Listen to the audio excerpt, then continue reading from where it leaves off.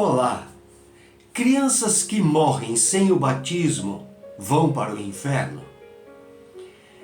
O rei Davi, quando perdeu seu filho primogênito com Batseba, ele disse: mas agora que ela morreu, por que deveria eu jejuar? Poderia eu trazê-la de volta à vida? Eu irei até ela, mas ela não voltará para mim. 2 Samuel capítulo 12, versículo 23. Os teólogos com convicções firmadas na linha calvinista mais conservadora afirmam tacitamente que todas as crianças predestinadas ao morrerem são salvas. Para endossar tal teologia, eles aplicam o texto de Paulo em Romanos. Portanto, da mesma forma como o pecado entrou no mundo por um homem e pelo pecado a morte, assim também a morte veio a todos os homens porque todos pecaram. Romanos capítulo 5, versículo 12. Então, desse modo, segundo os calvinistas, o pecado já alcançou o feto antes de nascer. E se esse não foi predestinado à vida eterna, ao morrer, está condenado. Entretanto, até por bom senso, nós precisamos discordar desse pensamento. Davi afirmou por ocasião da morte do seu filho o seguinte: eu irei até ela, mas ela não voltará para mim. Davi tinha certeza da sua salvação. Ele escreve no Salmo 16, versículo 11: tu me farás conhecer a vereda da vida, a alegria plena da tua presença, eterno prazer à tua direita. Como é que ele saberia que esta criança estava predestinada também ao céu se ele tinha convicção da salvação? É porque ele sabia que todas as crianças vão para lá com ou sem batismo. O profeta Isaías nos deixa a dica ao falar da responsabilidade moral. Diz ele: mas antes que o menino saiba rejeitar o erro e escolher o que é certo, está lá em Isaías 7,16, aponta que antes dele fazer isso, a criança é inocente, até que ela saiba discernir entre o bem e o mal, a obediência e a desobediência. Davi tinha consciência do seu pecado.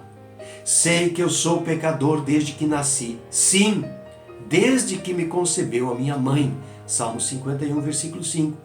Entretanto, isso não significa que, de nascença, o pecado assumiu o controle, e sim que qualquer um de nós, ao nascer, desponta com a semente do pecado, ou seja, com a inclinação da carne para o erro, que gera, posteriormente, ao alcançar determinada idade de consciência, a cobiça, que havendo concebido, dá à luz o pecado, e o pecado, após ter se consumado, gera a morte, diz Tiago 1,15. E nesse caso, a morte é a separação espiritual de Deus. O salmista lhe diz o seguinte: tu criastes o íntimo do meu ser e me tecestes no ventre de minha mãe. Eu te louvo porque me fizestes de modo especial e admirável. Tuas obras são maravilhosas. Disso tenho plena certeza. Meus ossos não estavam escondidos de ti quando em secreto fui formado e entretecido como nas profundezas da terra. Os teus olhos viram o meu embrião. Todos os dias determinados para mim foram escritos no teu livro antes de qualquer um deles existir. Salmo 139, versículo 13 a 16. Observe que ele diz: todos os dias determinados para mim foram escritos no teu livro. E onde está escrito este livro? No céu. Que livro é este? É o agrupamento de todos os nomes dos salvos, também cognominado de o livro da vida, que está mencionado lá em Apocalipse 3:5 e 20, versículo 12, e também no livro de Filipenses, capítulo 4, versículo 3. A Igreja Católica Romana afirma que o batismo é um sacramento. Portanto, como vínculo de salvação, é obrigatório a todos os bebês serem batizados por aspersão, claro, por um oficial da igreja. O Catecismo Romano, no parágrafo 258, no subtítulo Por que é que a igreja batiza as crianças, item 1250, esclarece: por nascerem com uma natureza humana decaída e manchada pelo pecado original, também as crianças precisam do novo nascimento no batismo, a fim de serem libertadas do poder das trevas e serem transferidas para o domínio da liberdade dos filhos de Deus, para a qual todos os homens são chamados. A gratuidade pura da graça da salvação é particularmente manifesta no batismo das crianças. A igreja e os pais privariam então as crianças da graça inestimável de tornar-se filho de Deus se não lhe conferissem o batismo pouco depois do nascimento.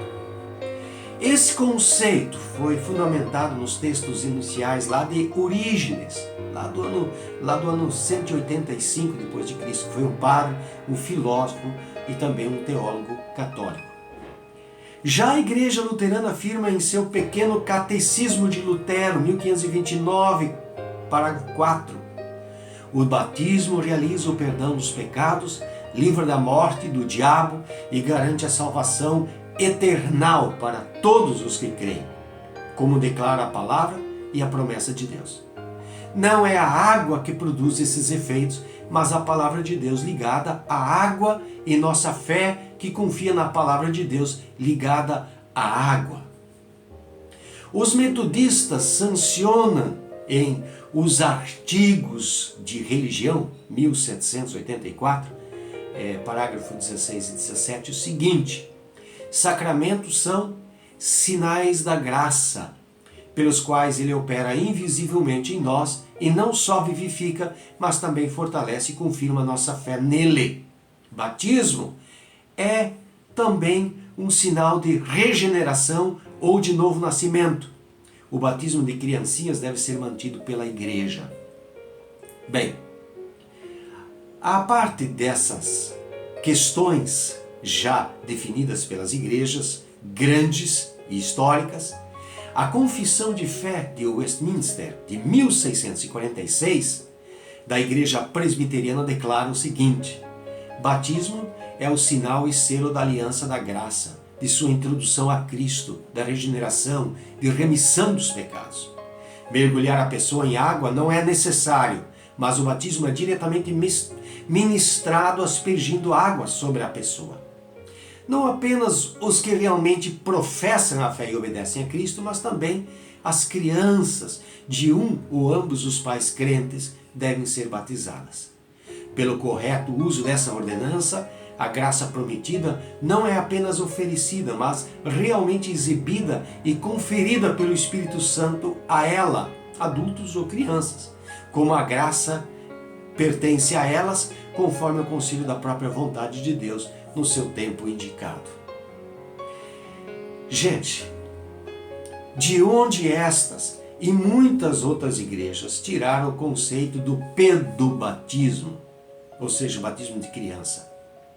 Da conjectura de que, como muitas famílias se batizaram nas águas após crerem em Jesus, em Atos dos Apóstolos, tais como a família de Cornélio, que está em Atos 10, de Lídia, Atos 16, do carcereiro Filipenses, Atos 16 também, de Crispo, em Atos 18, e a família de Estefânio, 1 Coríntios capítulo 1, versículo 16, nelas também haviam crianças.